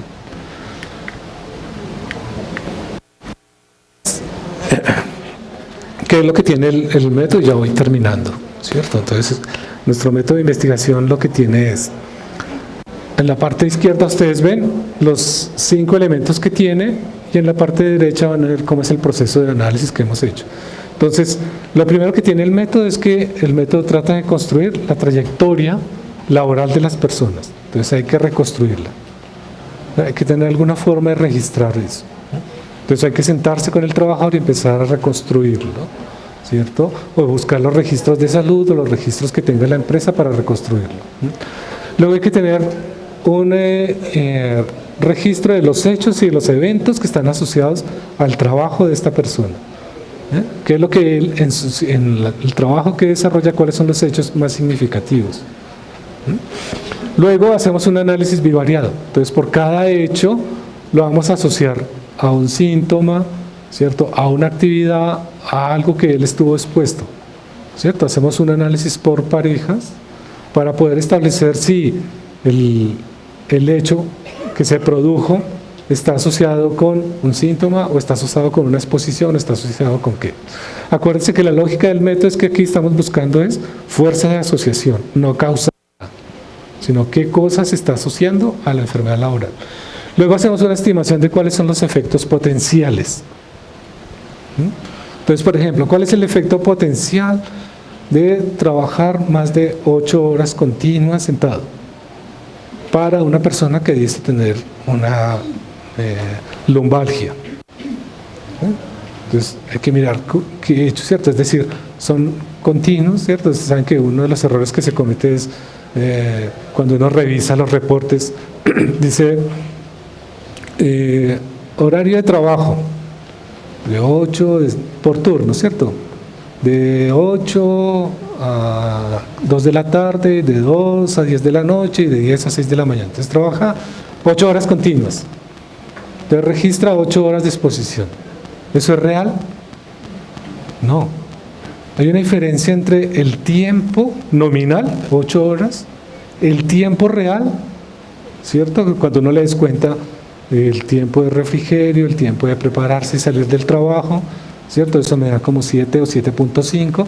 Y el tiempo efectivo de exposición, es decir, el tiempo que dedicó efectivamente a la tarea que le tenía expuesto. Es decir, si yo controlo un entorno específicamente de esas 7.5, ¿cuántas fueron las horas de exposición real? ¿Cierto? Entonces, encontrar que puede ser alrededor de 5.5, ¿cierto? O 6. Entonces uno hace una sobreestimación, dice no son 8 horas de exposición, cuando en realidad son 5.5. Entonces hay que mirar muy bien cómo es los efectos potenciales de ese análisis bivariado. Y luego buscar los patrones de asociación. ¿Por qué es interesante los patrones de asociación? Porque nos van a mostrar que para cada trabajador van a ser distintos. Una enfermedad laboral no se contrae y no se manifiesta de la misma manera en todos los trabajadores. No tiene los mismos periodos de latencia, no tiene la misma forma de manifestarse. En cada trabajador va a variar. La única manera que yo tengo para prevenir, ¿cierto?, la aparición de eso es conocer los hechos y la trayectoria y hacer un análisis cuidadoso de la relación de eso. Y eso me permitirá saber por cada trabajador cómo es posible que se manifieste, ¿cierto? Y eso me permitirá realmente comprender y poder desarrollar el proceso de prevención. Si yo no hago eso, es muy difícil desarrollar la prevención, ¿cierto? Luego tenemos, esto es un ejemplo de un interactoma estudiando un caso de un trabajador, ¿cierto?, que declaró una enfermedad laboral asociada a la columna, y en el cual ustedes ven que aquí aparecen 4 cosas en los extremos, que son la relación de hechos y eventos, producto de un análisis bivariado, y esto es lo que hacen los expertos buscando los elementos de asociación. Entonces la primera vez que uno ve esto es raro, es complejo, ¿cierto? Esto se hace normalmente en equipo, son varias personas las que participan, y lo que uno trata de ver es la visión de todos en qué elementos se están asociando, ¿cierto?, de lo que yo registré para poder hacer el análisis. El método se llama MIEL, que quiere decir Método de Investigación de la Enfermedad Laboral, ¿cierto? Luego ustedes lo van a conocer ya en detalle, pero esto era un poco la lógica. ¿Cuál es el equipo que debe trabajar aquí en hacer este proceso que yo acabo de mostrar? ¿Quiénes son los que van a hacer todo este proceso de análisis e investigación? Entonces el equipo debe estar un analista del trabajo, ¿cierto? Entonces, ¿quién es el analista? En Europa los llaman prevencionistas, ¿cierto? Entonces, ¿quién es el prevencionista? El que es experto en las situaciones de trabajo, el que sabe qué es lo que sucede en una situación de trabajo, cuál es el contenido del trabajo, cuál es el objetivo del trabajo, a qué está expuesto el trabajador. Está el supervisor de la empresa. El supervisor es el especialista en todo lo técnico, ¿cierto? ¿Qué es lo que sucede acá técnicamente? ¿Cuáles son los eventos que se producen? ¿Cuáles son los hechos que pueden afectar la salud de la empresa y de los individuos? Está el médico de la empresa, que es el especialista en los hechos de salud. Es el que sabe, ¿cierto?, qué hechos de salud se asocian posiblemente al trabajo, o al trabajador, o a la situación de trabajo. Y está el trabajador, que es especialista en su trabajo, que es el que sabe qué es lo que hay que hacer, cómo se expone uno. Miren, uno cuando trabaja, uno no se levanta por la mañana y dice, hoy me voy a enfermar, hoy me voy a accidentar, ¿cierto? No hay la intencionalidad, ¿cierto? Ninguno de nosotros, a no ser que sea una personalidad patológica, ¿cierto?, va a buscar lastimarse en el trabajo. Al contrario, desde los años 60 del siglo pasado se sabe que una de las primeras cosas que desarrollan los trabajadores son las estrategias de evitamiento, ¿cierto? Entonces yo sé que estoy expuesto a tal riesgo o a tal peligro, ¿cierto? Yo trabajo con una máquina que corta, ¿cierto? En un aserradero, que tiene una gran sierra. Entonces yo sé que lo primero que tengo que desarrollar es la forma de evitar, ¿cierto?, accidentarme. ¿Cómo lo desarrollo? Pues a nadie lo entrenan, ¿cierto? ¿A cuántos de ustedes el primer día que llegaron al jardín les dijeron, bueno, la primera clase de hoy, el primer día de clase en el jardín es, vamos todos a aprendernos a caer? A nadie. ¿Y qué es lo que hacen los niños en el jardín? Caerse, pero nunca le enseñan a caerse. No le enseñan que hay una técnica para caerse, que si uno se tropieza, la cabeza es el timón, entonces la cabeza tiene que ir en dirección al tronco, y si va en dirección al tronco como si fuera un atleta de judo, pues si yo llevo la cabeza aquí voy a caer sobre el hombro y no me va a pasar nada. ¿Cierto? Entonces, ¿cómo entrenamos a los niños para caerse? Se cae y la mamá lo levanta y le dice, ¿por qué se cayó? En el trabajo sucede lo mismo, ¿cierto? Se accidentó. Entonces, ¿por qué se accidentó? ¿Cierto? ¿Cómo es el proceso de inducción a un trabajo? Entonces uno llega el primer día, se sienta en una sala y le dicen, miren, esta es la misión, visión, políticas. Luego viene alguien en prevención y le dice, mira, esta es la salida, ya dice salida, aquí está señalizado, ¿cierto? Siga la señal en caso de emergencia, los puntos de encuentro son estos, hay una brigada, ya listo a trabajar.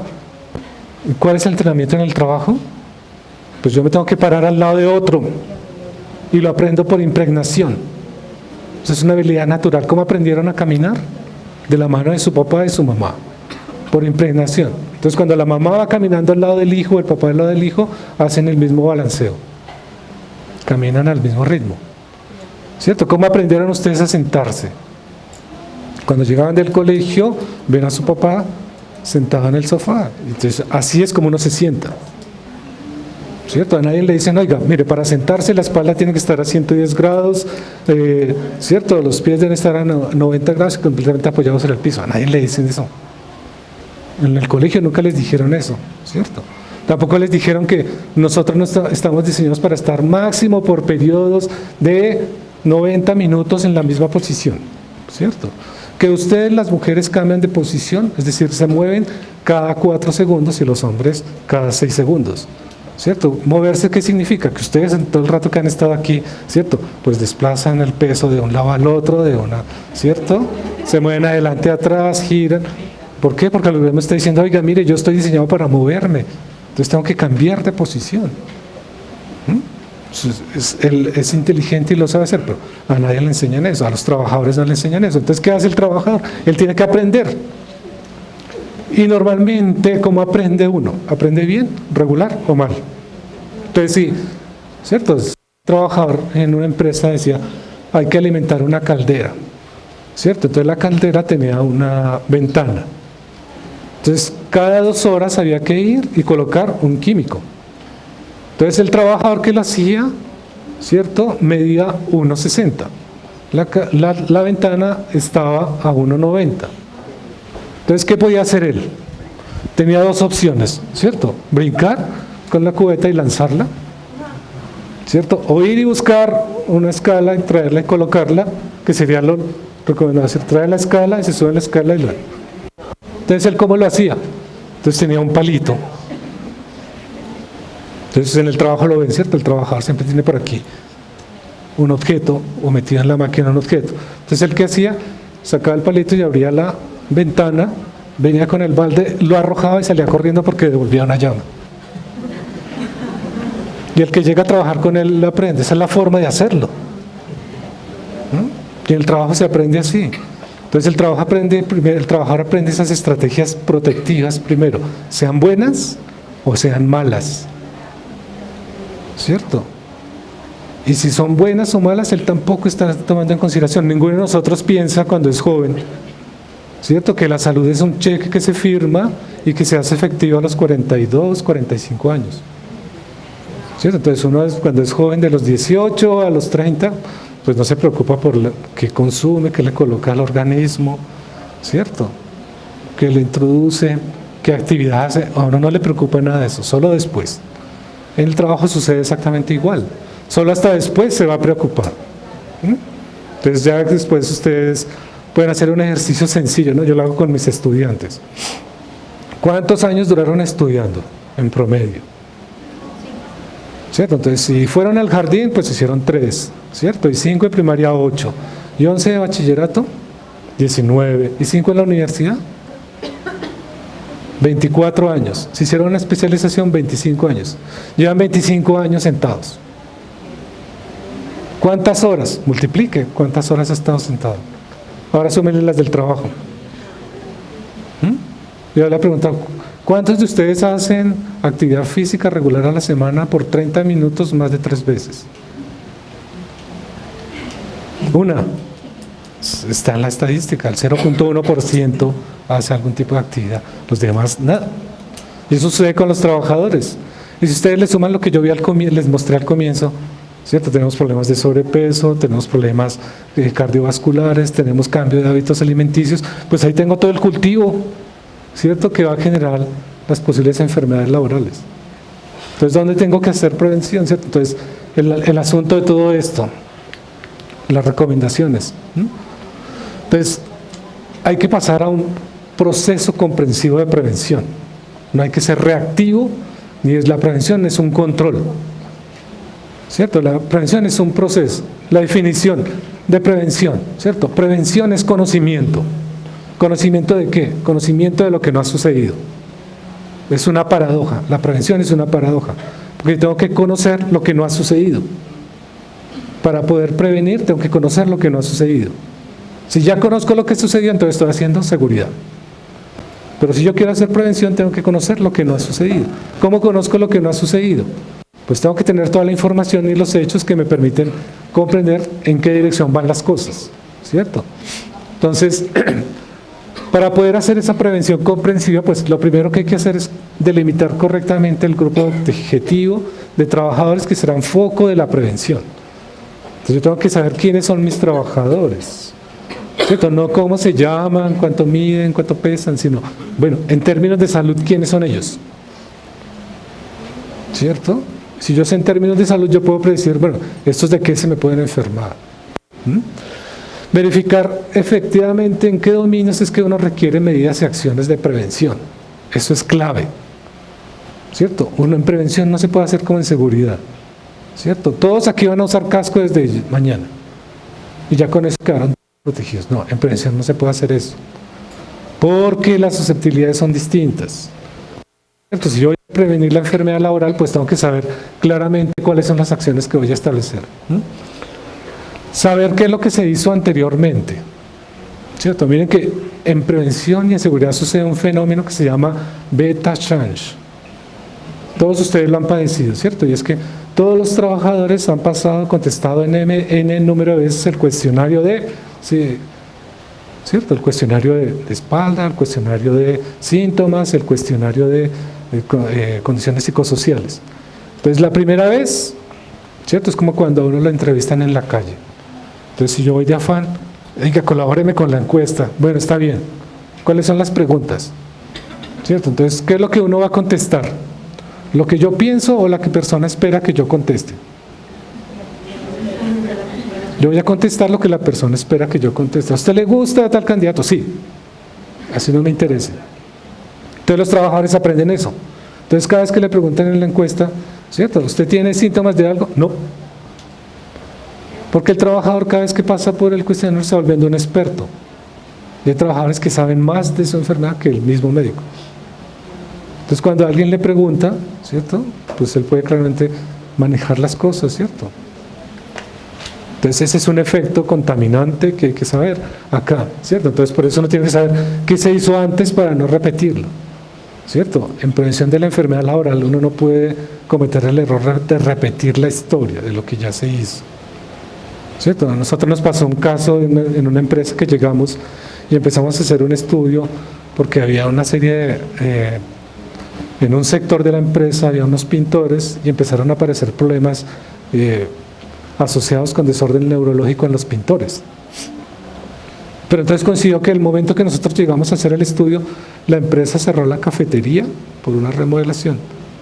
Entonces ellos pensaban que lo que nosotros íbamos a hacer era una reducción de las ventajas económicas que tenía la empresa.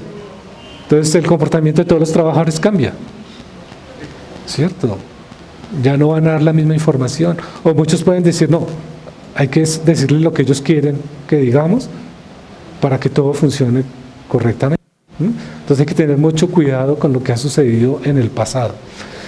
Y hay que establecer si hay datos o informaciones relevantes sobre salud, seguridad, funcionamiento del sistema, donde uno quiere hacer acciones de prevención. Si uno no tiene datos de salud, es muy difícil hacerlo. ¿Cómo hago una investigación de una enfermedad laboral si no tengo datos de salud? ¿Cómo hago investigación de enfermedad laboral si no sé qué ha pasado en esta empresa en su historia tecnológica? ¿No? Es decir, antes trabajaban con martillos y macetas y ahora trabajan con prensas hidráulicas, ¿cierto? Si yo no sé cómo fue la transición, ¿cierto? Y eso me va a permitir a mí, igual, si yo no tengo información acerca de seguridad, cuando empezaron a usar los elementos de protección personal, ¿cierto? Muchas empresas dicen, mire, antes de 1995, aquí no existían las enfermedades laborales, ¿cierto? Nadie usaba elementos de protección personal, ¿cierto? Solo después del 95 se empezó a pensar, oiga, sí hay que usar elementos de protección personal. Y entonces el trabajador lleva 30 años en esa empresa. Entonces, ¿qué pasó antes de que empezara a usar los elementos de protección personal? ¿No? Yo tengo que saber toda esa historia para poder hacer la investigación, ¿cierto? Entonces, hacer la investigación de la enfermedad laboral con este método implica, ¿cierto?, que vamos a hacer una sistematización y registro de los hechos de salud, de los hechos de trabajo, de la historia del trabajador, y eso me va a permitir comprender qué es lo que se asocia al trabajo. La investigación de la enfermedad laboral no se hace con fines legales ni fines de aseguramiento. Es decir, no con a la demanda del abogado, no con pagar la indemnización. La investigación de la enfermedad laboral se hace para prevenir, para que la empresa pueda saber, oiga, ¿cómo controlo esto? Que no se me vuelva una epidemia. ¿Qué es lo que está generando la enfermedad laboral y cómo actúa allí? Ese es el objetivo del método, ¿cierto? Es un método diseñado para desarrollar acciones de prevención, no para pagar indemnizaciones, no para responder a demandas legales, ¿cierto? Es una cosa que la ARL desarrolló para ayudar a las empresas a desarrollar una visión diferente y nueva de la prevención, ¿cierto? Saber cuál es su estado de salud es la clave. Ya no es el asunto de la salud del trabajador, es el asunto de la salud de la empresa. Y cuando las personas comprenden que la salud de la empresa implica costos de producción, ¿cierto? No solo los costos de lo que dejo de producir, sino de lo que no puedo producir, ¿cierto? Entonces, y que además tiene costos del impacto de la imagen de la empresa en la sociedad y en los trabajadores, ¿cierto? Saben que un trabajador dice, no, ese se enfermó en esa empresa, ya en esa empresa todos se enferman. Entonces, eso empieza a contaminar todo el ambiente y toda la empresa empieza a producir el síndrome de la organización enferma. Acuérdense que una empresa es una organización y organización viene de organismo. Entonces, quiere decir que una empresa es un ser viviente, constituido por seres humanos que hacen parte de su estructura. Y si esos seres humanos no funcionan correctamente, ese organismo no funciona. Entonces, si el organismo se enferman los individuos. Entonces, el método está diseñado para eso. Eso era el objetivo de la presentación. Ya próximamente la ARL les dará a conocer en detalle el método y todos sus componentes. Muchas gracias.